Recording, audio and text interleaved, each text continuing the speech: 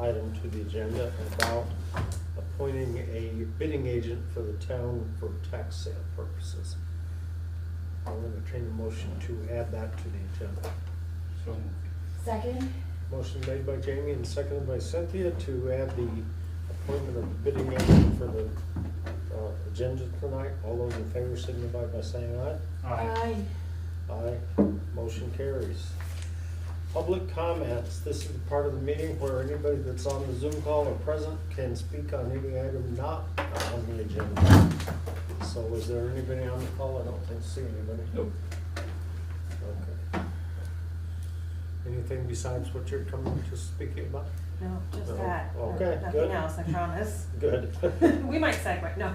Yeah, okay. So the next item is minutes of the previous meeting. I'll entertain a motion to approve. What was the date? it was 2 weeks ago. Everyone was here. The 10th? No, yeah, the 10th. Okay. I make a What do you motion do? to approve the minutes of the meeting of July 10th. I second that motion. Motion made by Cynthia and seconded by Jamie to approve the minutes of the meeting of July 10th. All those in favor signify by saying aye. Aye. Motion carries. All right, new business. Emergency management discussion with Dara Zink, and she is here. The floor is yours. Hi, so I am Dara Zink. I am the new Emergency Management Program Manager for Bennington County Regional Commission. I had a meeting with Nick and he suggested I swing by and just kind of bring you up to date. It looks like your LEMP was submitted. It is going through the review process by the state. There was just one old phone number in there that I brought to Nick's attention, and we'll get that on the next round. And then the next thing is your hazard mitigation plan expires next year. So that is something that is on the to-do list. I reached out to Caroline Paskey from the state, from Vermont Emergency Management. Because I'm brand new to this, I'm still learning about how all of this good stuff works. So the state applies for funding for hazard management work on behalf of the towns. So when I reached out about Arlington, and Caroline came back and said that she applied for funding for Arlington, but they haven't heard back yet. Waiting for it's a grant through FEMA, so waiting for that grant will take several more months. Because it expires in 2024, which is just next year, it does take a while to get this in motion and to get the plan done. Really, you guys would be, I think, more of an update at this point, even though FEMA has rolled out some new regulations around it. So it would be a step up from an update, basically, because we have to make sure that we're including all the new FEMA requirements for that. So what Caroline said is that I can talk to you about potentially using our EMPG funds, which are through us, or we can get, you guys can pay out of the town budget. I know that you guys probably have not budgeted for that. And because I'm new to this, I'm not really sure yet what that would look like for you. So I'm going to be doing some more digging into that so that we can kind of flesh out the conversation around it. So just a little reminder, hazard mitigation plans come up every 5 years. And so the last one was 2019.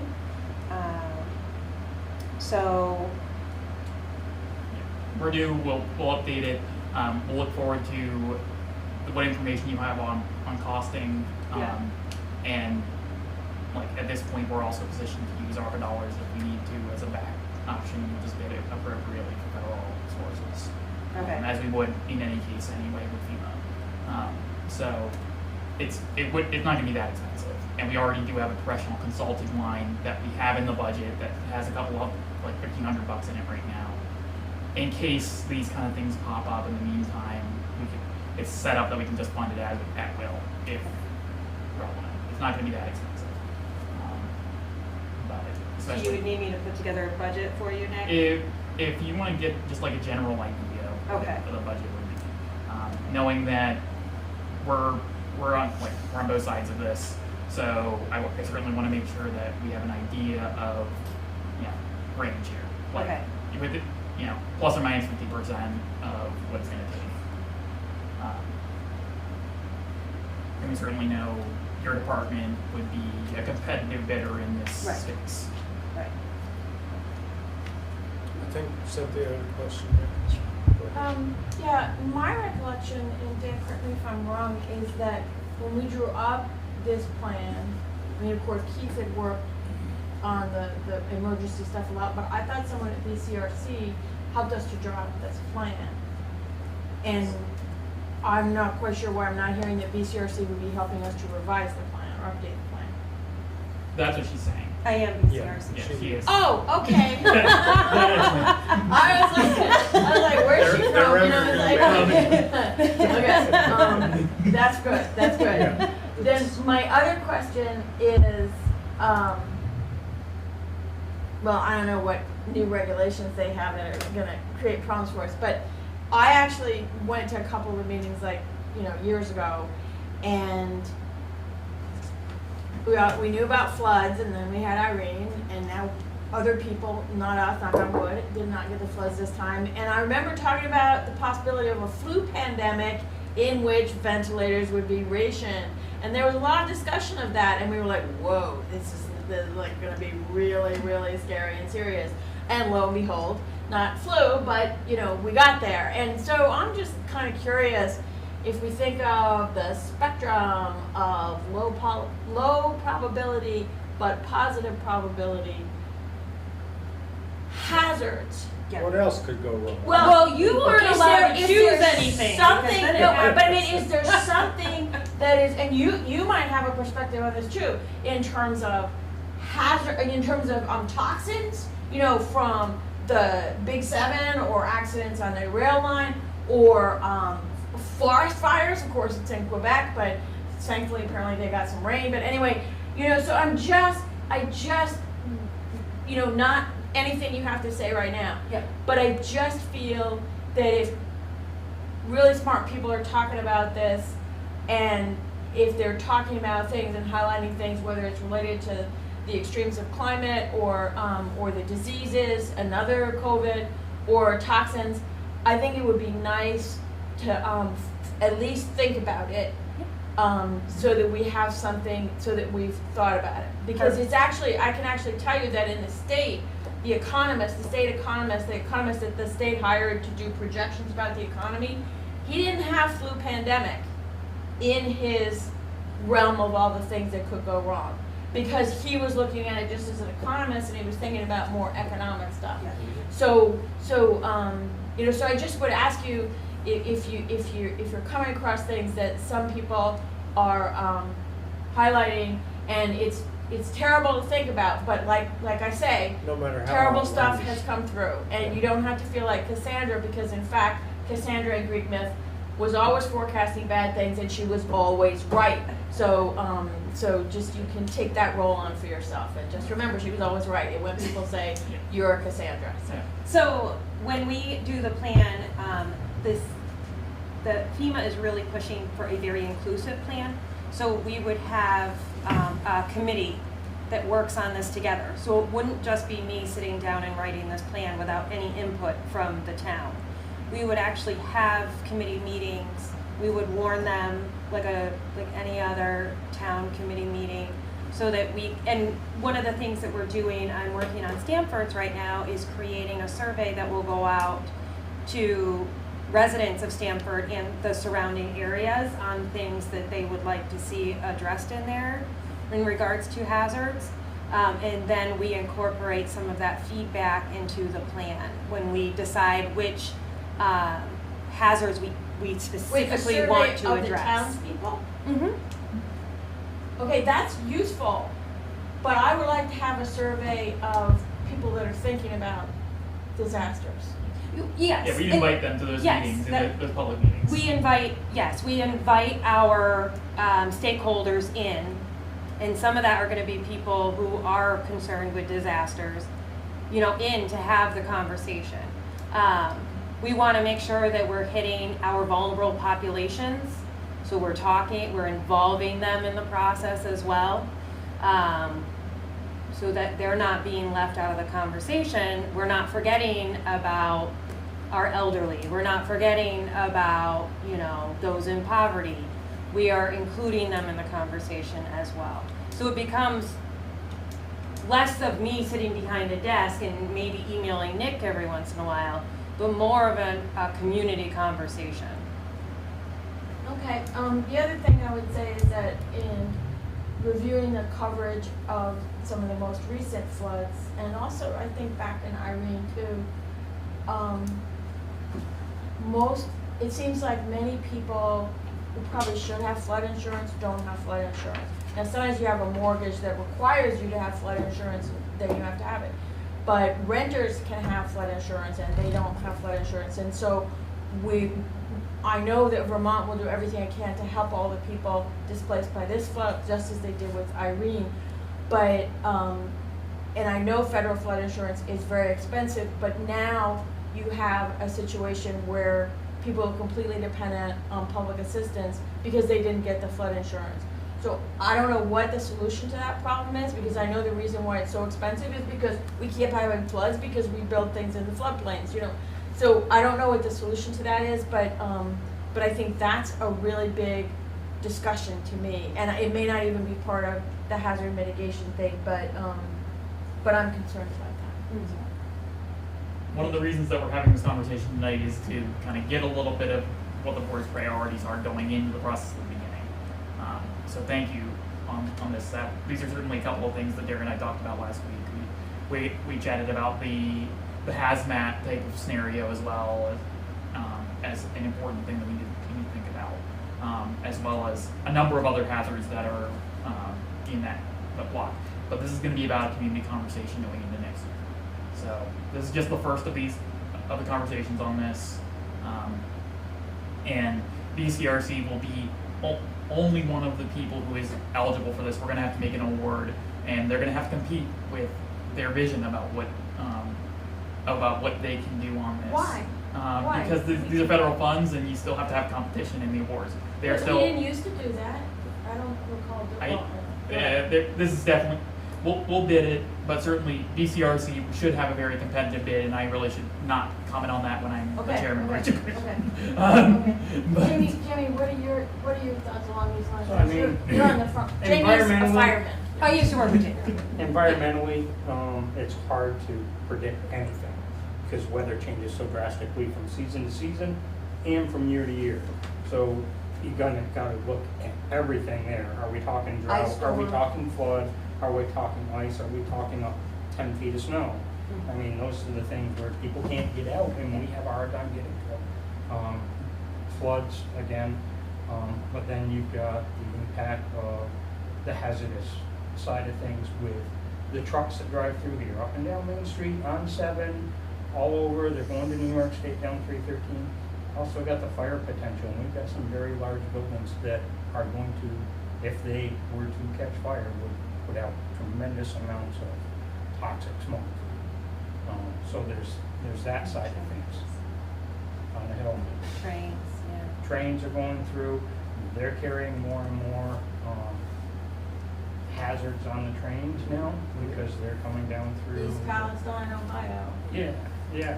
So what and I we don't do think is- we're having as many of those toxic chemicals as much as like natural gas and things like that that are now being Flammable. flammables, but that's going to make a big impact scenario. So when we review So- all of this, we look at past, we look at potential for the future, and there's actually a ranking system that we do to kind of rank those in. And then we take like the biggest ones. So like, we could even be inclusive of invasive species. So if we wanted to talk about the rise in ticks, we can address that in this plan. It's up to you in the town, you know. That'd be good because that actually is related to vegetation management because Poison the parsnip's bushes, one of them. but the bushes spreading in the forest keep create habitat for the ticks. Right. The invasive Yeah. species spreading in the forest. And Pool so, areas, yeah, yeah. so, you know, you get the barberry out of there, it's not that you still won't have ticks, but you won't be like putting out the welcome mat. Right, right. So these are all things that we would discuss on the committee, you know, all of these bits and pieces, and then we actually work together to rank them on how we want to address them, you know. So And can we think about like something useful when we're thinking about, you know, these low probability events? Because I know that with the flooding, when people hear 100-year flood, 500-year flood, they think that means it's not gonna happen for 100 years, and that's not what it means. It means every time it rains, you got a 1 in 100 chance that it could happen. So it's more, you know, and so all of these things that can be low Those probability. big Yeah. storms Yeah. are coming more Well, frequent. and, Yeah. and on As those, far And as they're we coming can once tell. a decade now, or once Well, every 2 we don't decades. have enough evidence, but as far Right. as we can tell, we're having more extremes, so we have to be Right. more ready. Okay. So I think we really need to think about getting public input, but also the public education, because I don't think, because like people talking about these floods, people in London there that just got hit again, they were like, I thought this wasn't supposed to happen for 100 years, and that's not what that I means. do appreciate the state's model in for their flood rules now convert the language of 100-year Yeah, floodplain into to 1% 100. annual. No, they floodplain. say that, but people still have the other stuff Oh, yeah. stuck in their head. No. it's gonna and- take generations. Yeah, It's and the press absolutely- still says it. The Absolutely. press still says it sometimes, so the press has to clean it up. We're Sorry. we try to be on brand in this. It's just recording. No, I know. So, yeah, so I think this is, it's a really good opportunity to go through this and think about it and try to help people. And with all of these different kinds of disasters, the most vulnerable people are the ones who would be in trouble, who wouldn't be able to evacuate, who wouldn't be, you know, so that's where, making sure that, you know, we're talking to the churches or the senior council on aging or whatever, because those are the people that would be in trouble. I only have one caveat, I don't even think it's anything the state, never mind the regional commissions, could address. And that came up in Irene when there was some serious flooding in East Arlington, but I knew several people who had required flood insurance. And they pay exorbitant amounts of money for it, but it maybe covered a third of their legitimate claims. Didn't come even close to covering it. And my issues with that are, number one, if they're gonna, and it's government subsidized insurance. So my basic instinct is the government shouldn't be in the insurance business, but it's nothing The we're gonna private change. companies won't do it, The private so- companies won't do it because Yeah, the losses are That's right, staggering. so we got it. Yeah. But if they're only gonna cover that, they need to look at how they actually underwrite it and how the actuaries actually figure it, because somebody is not doing their job if that's the case. And in this one case, it was the electrical panel gone, fuel burner was gone, the whole thing, and she had $21,000 or $22,000, an elderly woman. I'll never forget it. She had that in legitimate claims, and they paid her $6,800. It came nowhere close to what her damages were. But of course, And you so- don't know what kind of coverage she bought. Well, it was You know, the standard flood insurance that's required. And It was there's maybe And $2,500. there's been a lot of work at the federal level since then to Yeah, bring these well- rates to be different. They're into new flood mapping and things like that Yeah. add the layers of protection in the relevant places. So Okay. they I just pointed it out as a Glad- caveat to take a look at, maybe take a deep dive and put some input into that, because something needs to be looked at so that that doesn't happen to multiple people and they just kind of. Where you paid a lot for the insurance. Right, and it where doesn't they even abandoned cover their it. property, Yeah. for example. Yeah, If they'd been paying, say, for 10 years at $2,500. They a year could have was saved that. What and her the- premium yeah. was, that's $25,000 Yeah. Yeah. that she didn't even come close to getting. No, I think I that's have a an good issue point. with that. yeah. Yeah, I know, but I mean, You know. we don't know exactly what was going in that, No, but in that I case. happened to respond to part of that Yeah, reconstruction at the Yeah. time. And I just know what I saw on paper. And Yeah. I actually asked the guy out of Pittsfield who was doing the adjustments. And he says, it's the rules, it's what we have to follow. And it was, of course, coming from the DC Beltline. but he was told what to do and he was implementing it the way they told him to do it. Well, I mean, we know I'm that- not questioning him. No, I'm just but saying that but we also know that. It was that- wholly inadequate. that whole program is underfunded. Mhm. And that's has why it's been so for decades. expensive, and Has that's why been it's for so decades. expensive. So it's really, there's like a whole bunch of things there, There's a lot of layers to that. and like Just I no said, one go look at the news out of Florida in the last 6 months as the flood insurance market implodes. oh no, it's not just flood insurance, it's all- like any all kind of insurance, insurance. all disaster California insurance, too, natural the insurance. private companies are Yeah. just saying, we can't They're cover they're this. fleeing. Yeah. It's So it's either gonna be the government with all of its Right. deficiencies and defects is better than nothing, or it's gonna be, we're gonna have to take care of ourselves. And I think most people are not able to save $30,000 to cover flood damage. Exactly.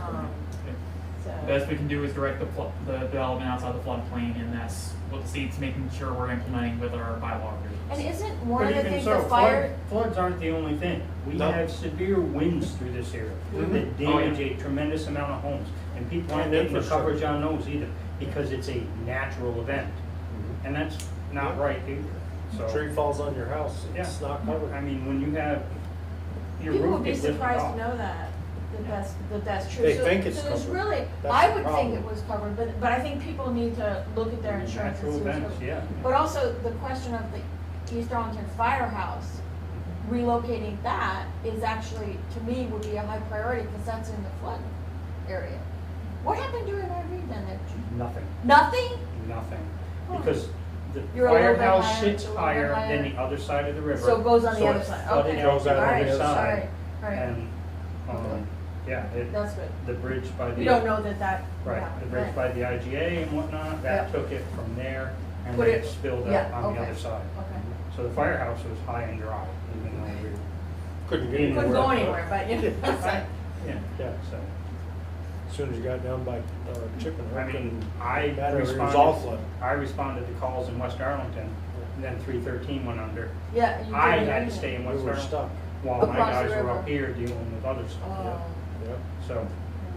All things, you know, So, to consider anyway. in the plan. Yeah. The other thing Nick and I spoke about that I'll just bring up briefly has to do with the local emergency management plan, and that we would like to do exercises here with our emergency crews, you know, so that we get together. So we just did one, I was able to join in Wilmington to learn about, and we did a blizzard with a power outage, and we actually walk through what that looks like and how you're going to communicate with each other so you don't have phones, which does happen here in Arlington. I live on Red Mountain.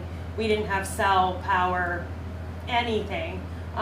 We're really lucky, right? It came back on after a few hours. The only one inconvenienced was my kids, who had to figure out what a DVD was, because we have a generator. But right, so what if these things happen and we walk through the scenario?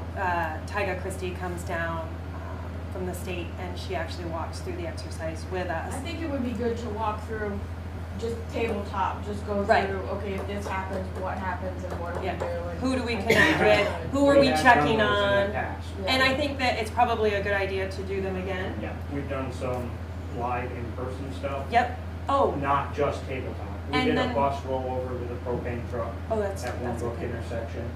And So the mass state- casualty unit. Next year, Jamie, are you aware that they're doing the big blizzard exercise across the state, where they're actually practicing on moving equipment around? Haven't So seen that one. they can, okay, I'll make sure that I send the information on. I just took over last month, so I'm not sure what Allison has disseminated and what the state's disseminated. So I'll make sure that that gets out so that people in our area are aware of it and can choose to take part in that. It's gonna be like a 3-day exercise, where the state, you know, figures out where, make sure they know where all the equipment is and how we could move it around if necessary and things like that, so. The one thing I caution when you're talking volunteers is they do not have 3 days to take off from work to do exercise. Yeah, and they don't have to do the So, whole and- 3 but- days. But that's one of the things that's always Right. held back the emergency services statewide. Yep. Is that all the people like to do it during the week. Yep. Well, that's when we work. Yeah. And there were several things that I could never could make Right. because it was during the week. So, but I'll share the information. In the meantime, I would really like late fall maybe to do an exercise here in town. And maybe invite some of the other neighboring towns to come up and join us. So when they did it in Wilmington, they invited the entire area. So we had probably 12 towns join that day. And they worked through individually as their towns, and they kind of talked amongst each other, like, oh, what would work for you, what works for us. The hardest part is when they had no contact with anybody. So they were trying to work through how would we get in touch with people. I know that, I want to say it was a couple years ago, we opened, I don't know if it was a warming station or a cooling station here in town. Does anyone remember this? At the high school? At the high school. At the ice storm, the ice storm. Yeah. Up on Red Mountain, we had no clue because we didn't have cell power or anything. Like, And so, it's kind of like, so how are you going to let people know? The people that need it, how are they gonna know that it's open? right. And then how are they gonna get there? And so that was stuff that we were discussing in this exercise, and I think it's just really great that we all come together and we talk it out and make sure that everything's covered. So if nobody can get a hold of Jamie, how does Jamie know where he needs to be, right? How do we know who to connect with in town? Do we have a list of people that we know can't operate, like have medical equipment that they can't operate without power, type of a thing. So if that's okay, I can work with Nick on setting that up here in town. I would love to host it here, maybe at the Common or up here. Yeah, Here's perfect. I'm sure that we can Central offer our county. facilities. Perfect. Yep.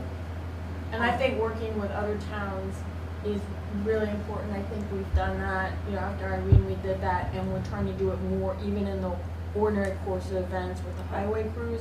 So I think then we're working together on the ARPA, Jamie's been part of that. So I think that the more we can work together, the better. Perfect. So I'll make sure to Yeah, we'll start follow up with planning for that. And then I'm gonna take more of an active role in the regional emergency management space now that Gara's in place, and we'll try to be more active in that space as a central community. So, awesome. Awesome, thank you. Any other questions? Any other questions, guys? I'm good. All Thank right. you for coming. Thank you for having me. It was great to see everybody. Yeah. Hi, Dara. Drive safe. Thank you. All right, the next item under new business is the agenda item that we added, the motion to appoint a bidding agent for the tax sale that's upcoming. And my suggestion is Nick, he's willing to do it for the primary bidder, and me as an alternate. So unless you guys have a different idea, we're open to discussion for that. So. And the time is all right in terms of your schedule or next It's schedule? coming Tomorrow up at 10. Tomorrow at 10? Yep. Oh. Let's get over Okay. So it's All right. kind of a, not Yeah, an emergency, yeah, but no, we gotta do important. it. I gotta do it. Important, so, and he's. Okay, Yeah, I'm be here. gonna make a motion to appoint both of you as you said, but I just wanna be clear. My understanding is the number of properties coming up has come down. Correct. 5 are coming up? 5 are coming up. Okay, and what is our, policy in terms of bidding? If nobody, we would rather have somebody else bid, somebody else purchase it, but if nobody else bids, do we bid? What's going on? So the only one we as a town need to commit to bidding on is the travel trailer. Or Right. the trailer. Right. That's the only one that I believe it's a public session that the board agreed to bid on as appropriate as condition of the sale. So that's what this is relevant to. I see no reason that the board should act to purchase or attempt to purchase or place a bid on any of the other properties. There's no meaningful town purpose for any of them. Okay, that we should why do you say that? Is that because they're attractive and private people are gonna bid on them? they're either attractive and private people are going to bid on them, or they have functionally zero value as a public facility or public town. That it'd be better for them to just sit with the tax liability for us to collect it at some point in the future when they sell the property, rather than just hold it now off the tax roll and stop it accruing. In those cases, there are a couple. There's one parcel in particular that I'm thinking of that is up for the sale, and if you want to discuss that matter, let's put a property matter on the executive session, but I do not believe that there's any reason we need to be involved in this sale, keeping any property out of the public's hands, Okay. without a good reason. Okay, because you're absolutely right that if nobody else bids, the lien just stays there and But the whenever it's taxes sold stop with the accruing. Yeah, like for Right. instance, there's one that's wholly in the floodway. Like we have no business owning a wholly in the floodway property. Yeah. Right. I think the historical means of doing it, which started under Dick Keel, was if nobody bids on it, the town bids on it to keep the teeth in the tax See, law. that's what's on my mind. Yep, Yeah, I that- think that's that's how how it it's happened in the historically past. has Yeah, been. and if But I it's, think it should be that with the caveat that it should be on a case-by-case basis. We can always Because there make may exceptions be- to their policy. that policy. It can be the tax collector's policy, how they do it, but it's, there are individual situations where, in the past, where we bid on camper trailers that were worth nothing, and we just declined bidding on them after a while, so, this one in particular does not fall into that category, Right, because right, it's in really right. good shape Well, and I worth will- many more yeah, dollars than every it's one on. of these properties would be perfectly fine for the town to hold on an intermediate term basis if no one else bids on them.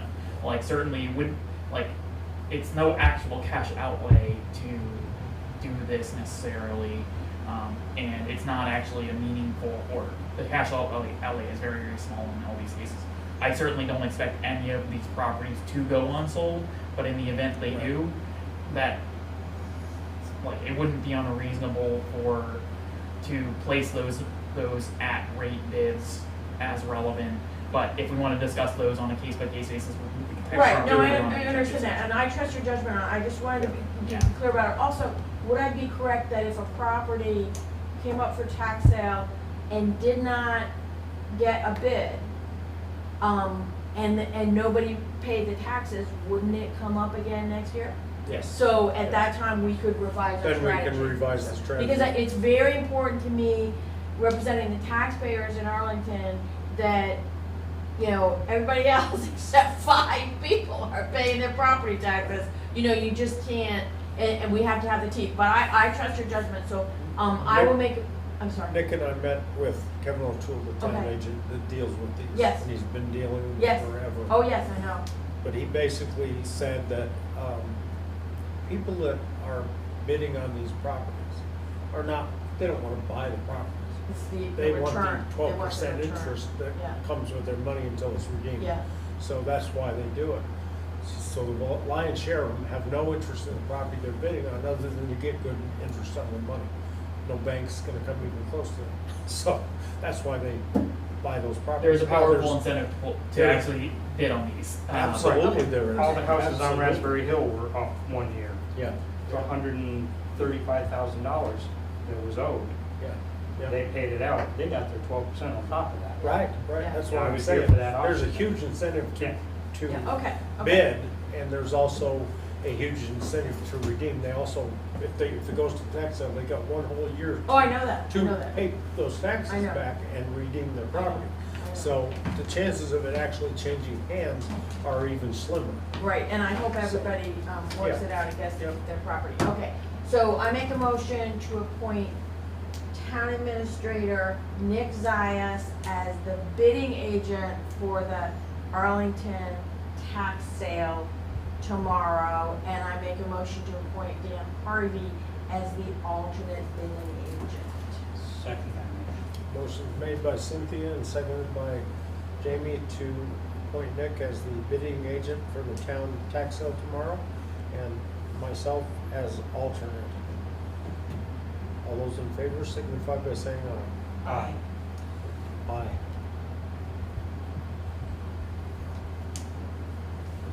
All right, the energy study labor Yeah. RFP. So I circulated that.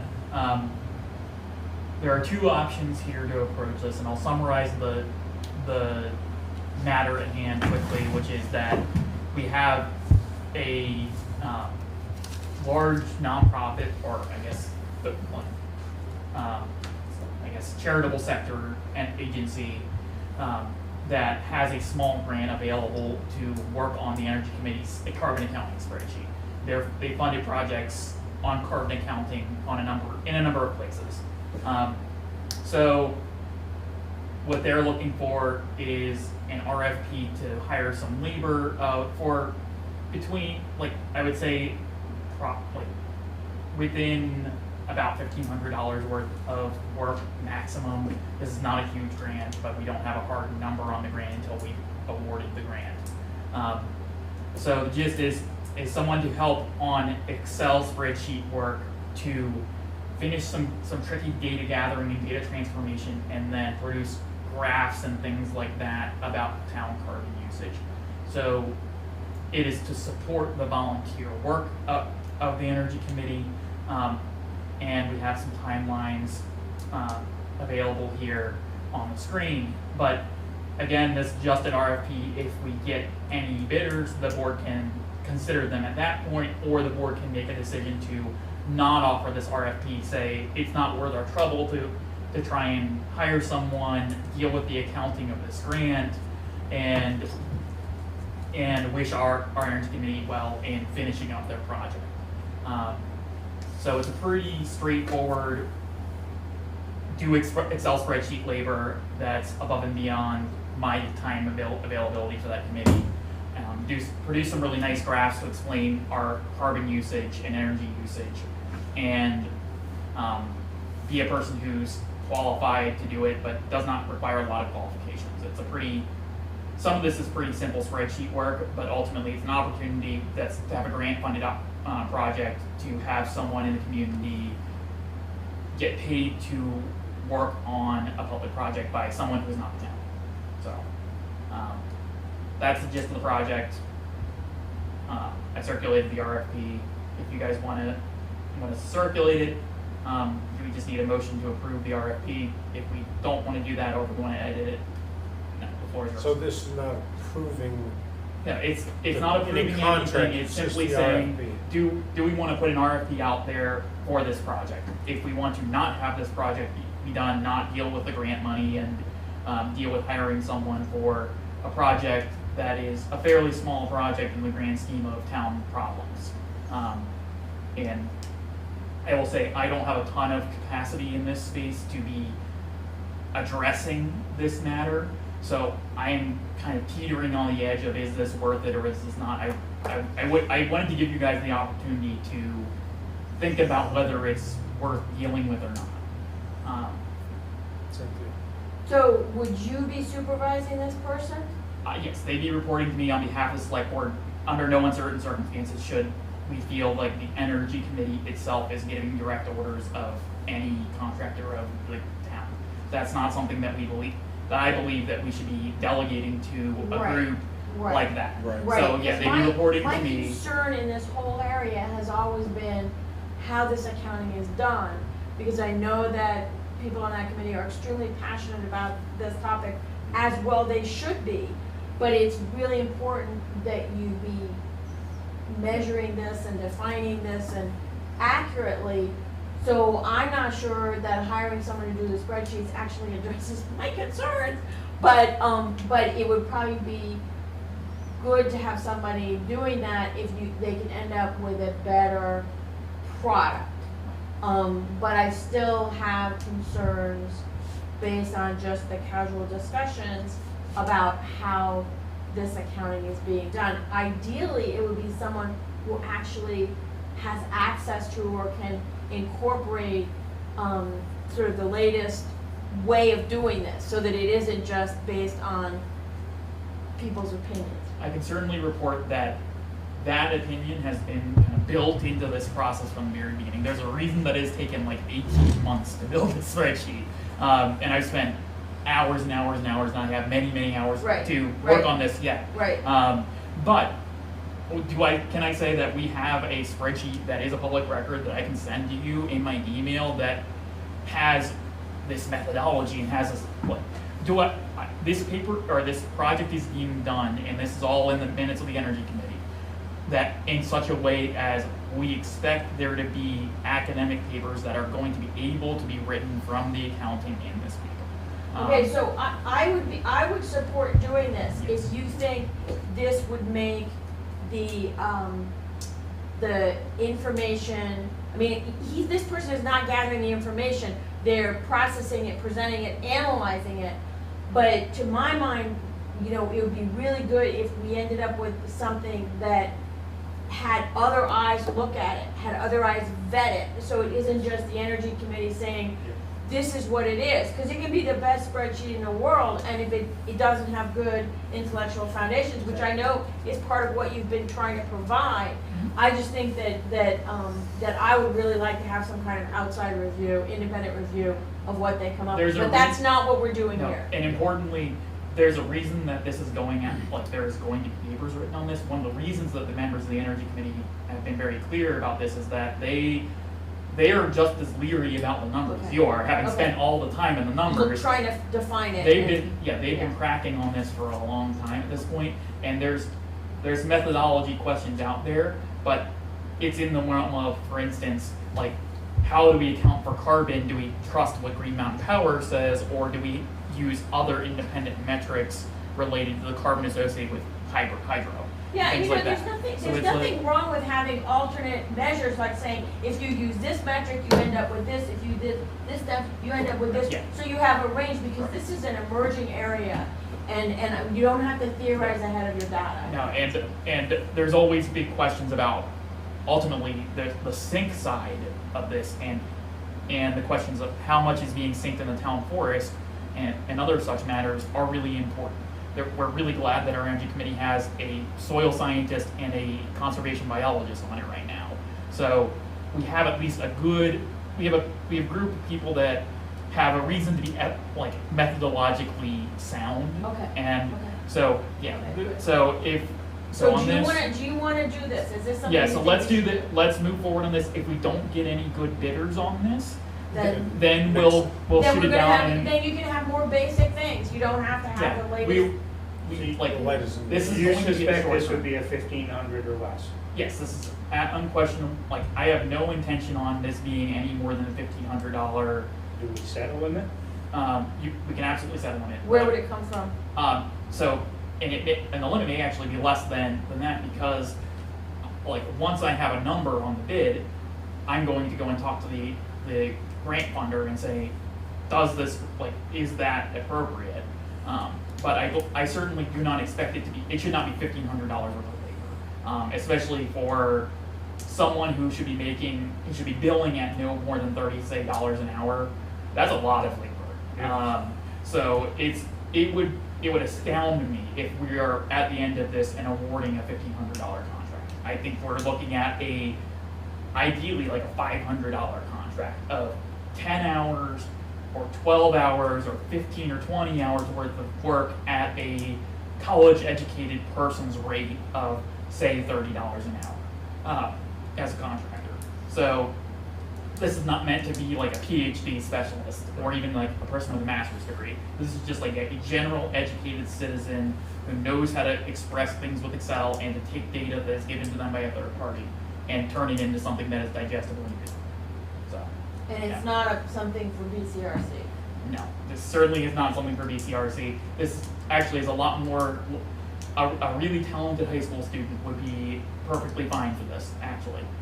Knowing that how good kids are at visualizing with Excel these days, it does not take a rocket scientist to be great at that, but it certainly takes someone who's a bit more time than I have. No, I think it's a question of the time. Yeah, All I right, think I that- make a But motion. before you do that, Yeah. question, Nick, if it's something that a high school kid could do, could we do that same work for community service at the high school? I'm not saying I don't support the RFP. Yeah. I am saying that I may not support the actual award based on the smallness of it and how much administrative fees we would have auditing it. If it was $15,000, that might be different. 1,500, not so sure it's worth I'm it. not in favor of having a volunteer high school student Yeah. do work that's this important. And we've had volunteers small involved in our amount. energy committee work, but it's not something that look, if a high school student wants to bid on it, good. The RFP's out there. Make it Right. make a good proposal, and that proposal should be enough to convince us. And do it in functionally 2 weeks, 3 weeks. I don't think you should put a number on in the RFP. No. because if you say, well, we have $1,500 to spend, you're gonna get $14.99, $14.98, you know, that kind of thing. Exactly. We don't wanna do that. So what do you want the motion to actually To be? authorize the offering of an RFP. RFP All as we're doing is of the approving the energy, RFP. or energy accounting RFP as presented. Okay, I make a motion to authorize the RFP for the Arlington Energy Committee consultant to assist in the preparation of data analysis and presentation. Second. Motion made by Cynthia and seconded by Jamie to approve the energy study labor RFP as presented in the letter dated July 25th, 2023. All those in favor signify by saying aye. Aye. Can you fix spreadsheet? Oh, yeah, I'll fix that. Good eye, good I eye. thought it was all Converted to one word. French. There we go. Thank you. Yeah, it's easy now. Okay, thank you. Project update? So I warned this just in case we were running way early in the meeting, and we, like almost all of these are in the our ITA report. And just note that we should have been the crossing update like for the next meeting. The engineer gave me an update on Thursday that he's getting his subcontractors feedback or information back these couple of days early this week. So I should have some updates to report on that at the next select board meeting. The zoning bylaw will be before you guys in a couple of weeks, and that's wrapping up. Is that posted online somewhere? I can email to you the currency of it. So we'll be having the public meeting, which will be at which point we really can't edit it at the kind of last opportunity to edit the bylaw and still hit the deadlines associated with the project is functionally this Thursday at the planning commission meeting. So That is like totally not acceptable, because the select board has the approval or the rejection power, and to say that we can't edit something that's presented to us It's- because of some stupid because- deadline is not acceptable. and then the select board's going to be forfeiting $15,000 worth of. So we have to approve something we don't agree The with planning- because we might no, forfeit, importantly, and the there's pla- something really wrong with the timing of The this. planning commission has been holding hearings on this for 18 months almost. We have seen nothing. I've seen nothing. And- I don't have time to go to every single meeting that's in this town. Okay, and it's going to be in your power to vote against it if you're not comfortable with it. But ultimately, what I am saying to you guys is, I have done everything I can and put in hours and hours and hours and hours and hours onto this project that were not planned because of the project with how the project went with BCRC. We've got an extension. The planning commission still has taken to the maximum amount that it could, and now we are staring at 15-day warning deadlines to associate with this project. Unfortunately, the choice for the select board is hear the planning commission's recommendations coming out of this, know that this bylaw that has come out of this is a dramatically easier to understand and deal with bylaw. And if I have a copy right here if you want to look at it in the meantime, but it certainly is a situation where the planning commission ultimately is the ones who are entrusted with doing this revision, and they have done this revision, but they have taken to the very last moment, and ultimately that is on them for moving through this slower than anyone expected. But we are now staring at the deadlines, and I can't change those deadlines for this grant. I push them as hard as they can. Like, I've been involved as a person can. I edited the bylaw myself, even though BCRC was ultimately supposed to be responsible for this. So like, the select board has done its part. They have applied as much of my labor as could be done on this. We've tried to keep them on track, and we're at the end of this. But having been in the room for almost every one of those meetings, do I think that this bylaw is the most? While it doesn't change a whole lot of the way the zoning works in Arlington, what it does more than anything else is it makes it dramatically easier to understand.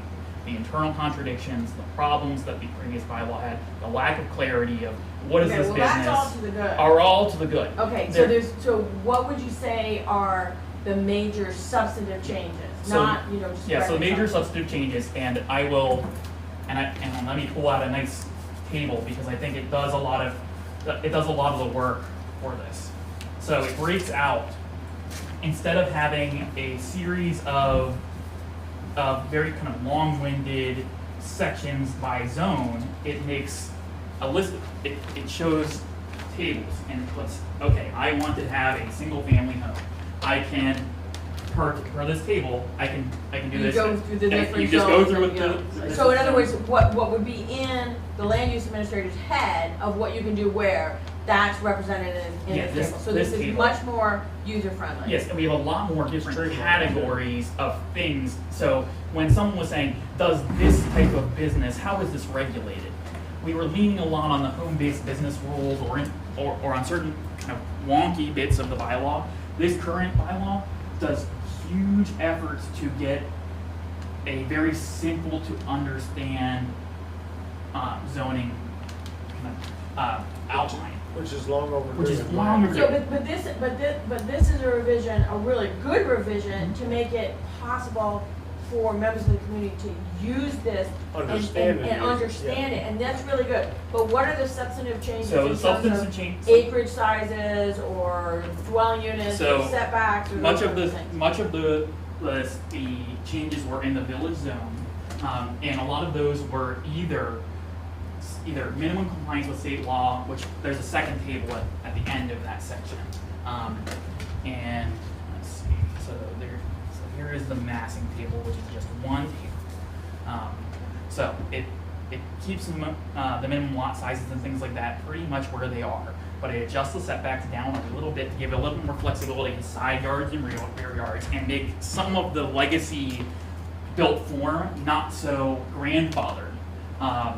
So we had a grandfathering study done before all of this, and this bylaw will bring a lot more of the legacy structures to be, if they burned down today, they could be rebuilt. And things like that, in the way that they are. If they burned out today, then you waited a year so that you didn't have, your development rights anymore, and you had to reapply to rebuild. And then you didn't meet Then the you didn't setbacks. meet, so then you didn't So meet this setback. is more generous to grandfathered structures. It's more generous in general, but for instance, if a grandfather structure were to burn down, there's less legacy non-compliance. There's less grandfathering in this. What do you mean by that? In as much as, But you're saying they can rebuild where they were, so there's So- more grandfathering. so more of the buildings that are in town that had zoning applied on top of them and then would be made Yeah. illegal to rebuild Yeah. have had those rules eased such that so they wouldn't be in that category, that they could be rebuilt by right But is instead that of that. eased just for them or eased No, it's for eased for everybody? everyone. Because if for the everyone. minimum rear setback in the village is 10 feet, it's not 10 feet now. Yeah, It's it's like like 25. 15, it's 50 feet. It's 15 feet. Yeah, so a lot of those were fairly modest. Okay. One big thing is that it added a year of renewal to the zoning permits. So previously, if you got a permit and it waited 1 year, you had to reapply. Now you have to come to the land use administrator and say, I have a plan and it's a credible plan to build this in the next year. Can I have a permission to have an extension? So you have to come and ask, but you can get an extension. That's something that's a Okay. hugely valuable No, feature. that, particularly given the problems in, getting, getting materials and contractors and And then everything. I'll Okay, have- so these are really, except for changes in the setbacks and things, these are really sort of process and presentation and ease of use changes. It's quality of life changes. It was designed, we chose to take the municipal planning grant instead of the bylaw modernization grant, in part because our bylaw was less about conforming to that zoning for great neighborhoods handbook, and more about we need to reorganize this in a way that makes it easier to digest. One last highlight in this is it adds some nice graphics. Like here's a flow chart. There's a flow chart, This that's one is lovely. an That's old beautiful.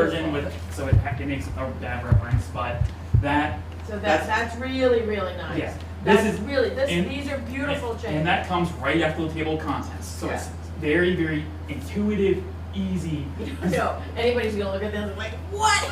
You know, it's like, so Nick, so these It's are. like whether it's so- duct so it's like, tape or oh, WD-40, you know, it's like, right? so, but are there significant changes like to the energy thing, or, I mean, there's no really big substantive changes. So the energy thing was more or less left alone. The floodplains things were more or less left alone. The one important thing I do want to highlight is the permit requirement for accessory structures moves from 64 square feet to 200 square feet. So an entire tranche of things that were previously requiring ticky-tacky permits, like a shed in the middle of someone's yard on a 5-acre property where it's not near any setbacks, not near anything. You can have a bigger structure, but not a huge structure, not a house-sized structure, but a shed-sized structure. So some things like that where we have a lot of specifically 8x8 sheds because of the zoning bylaw exempts 8x8 or smaller right now, 64 square feet. So a lot of, like, I would say when we finish the letter that must be accompanied by this final bylaw with the planning commission that they will approve on Thursday, that will summarize this, and I will circulate this to all of you. Okay. But the core of this is about ease of use, adding things like graphics to make things simpler, and then addressing that use table because there were so many ambiguities about Oh, yeah. what it means to be something. So now instead of it just being a list that says dry cleaner, it says dry cleaner as explained in this way.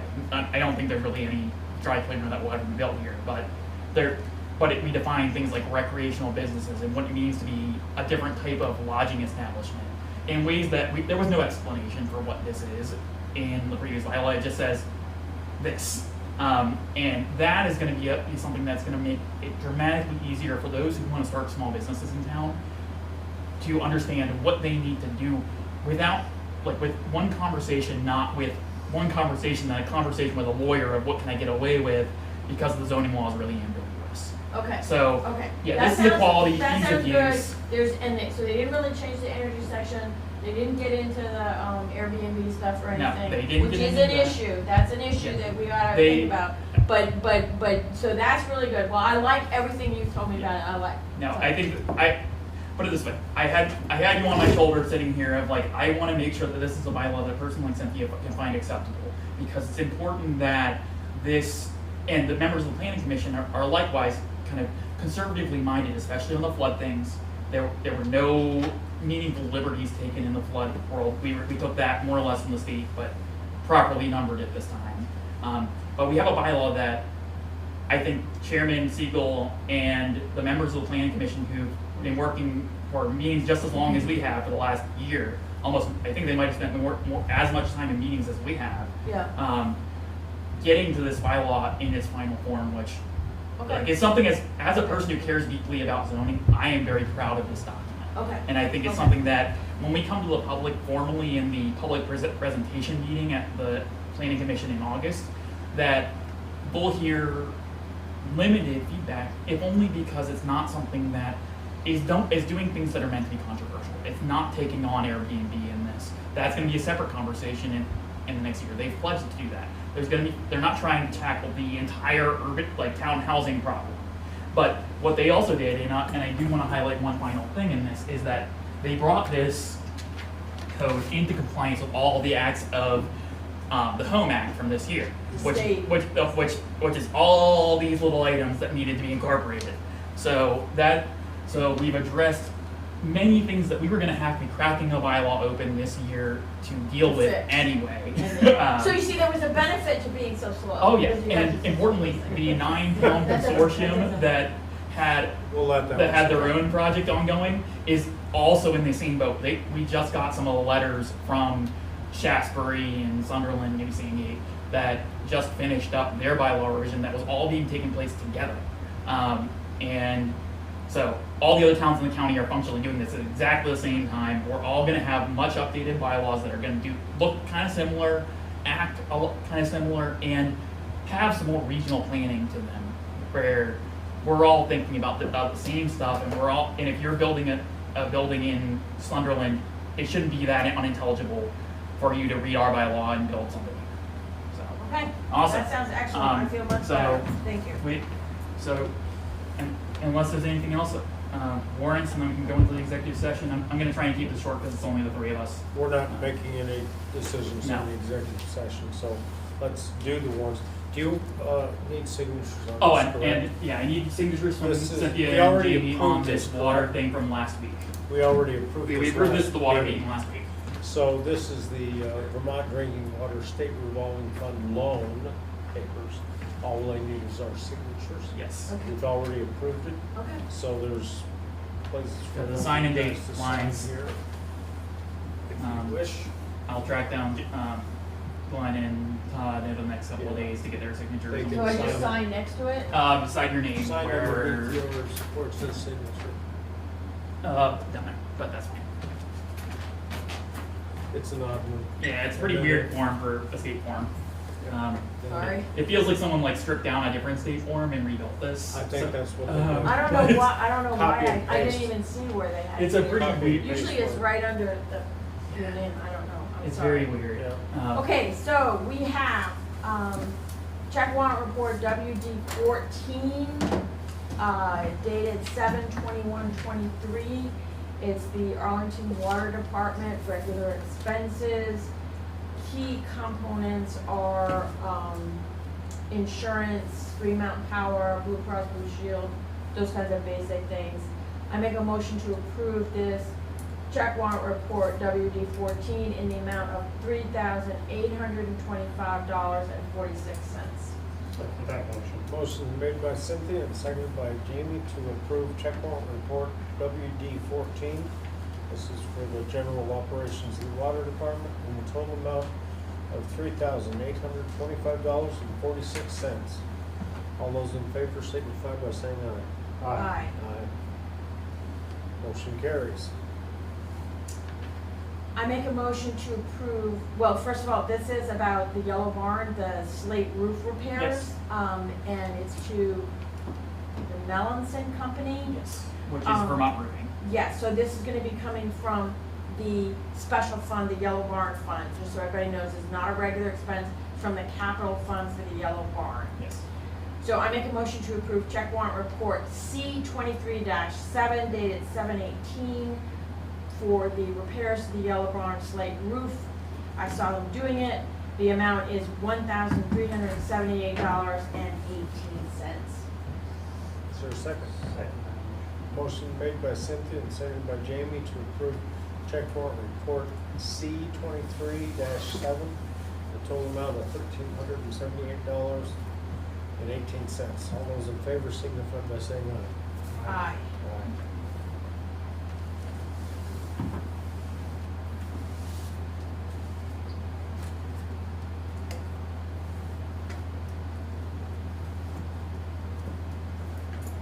Okay. I make a motion to approve check warrant report number 14 dated 7/21/23. This is from the general fund, the regular operating expenses of the town of Arlington itself. The biggest components, again, are Blue Cross Blue Shield, health insurance, for town employees, and Green Mountain Power, and, the VLCT insurance, and, VLCT employment, resource and benefits, what's that? Is that So it's retirement? insurance, that should be, workers' comp, I Unemployment? believe it's Workers' unemployment and workers' Unemployment, comp. yeah, it's unemployment. Unemployment Yeah. insurance, okay, okay. So those are the biggest components, and the total amount, I make a motion to approve the total amount of $29,590.47. Second that motion. Motion's made by Cynthia and seconded by Jamie to approve check warrant report 14 in the total amount of $29,590.47. All those in favor signify by saying aye. Aye. Motion carries. All right, we've already highlighted the town administrator's report briefly, and now I'll entertain a motion to establish the reason for the executive session as a personnel and legal matters and allow Nick to stand in. I make a motion that premature discussion of a personnel and legal issue would cause the municipality to suffer substantial disadvantage. Second, motion by Cynthia, seconded by Jamie to establish the reason for the executive session as a personnel and legal matter. All those in favor signify by saying aye. Aye. Aye. Now the motion to enter into executive I session. make a motion to actually enter into executive session for discussion of the personnel and legal issue and to allow town administrator Nick Zias to remain in the room. Second that motion. Motion by Cynthia and seconded by Jamie to enter into executive session for said personnel and legal matters. All those in favor signify by saying aye. Aye. Aye. Recording stopped. We are not likely to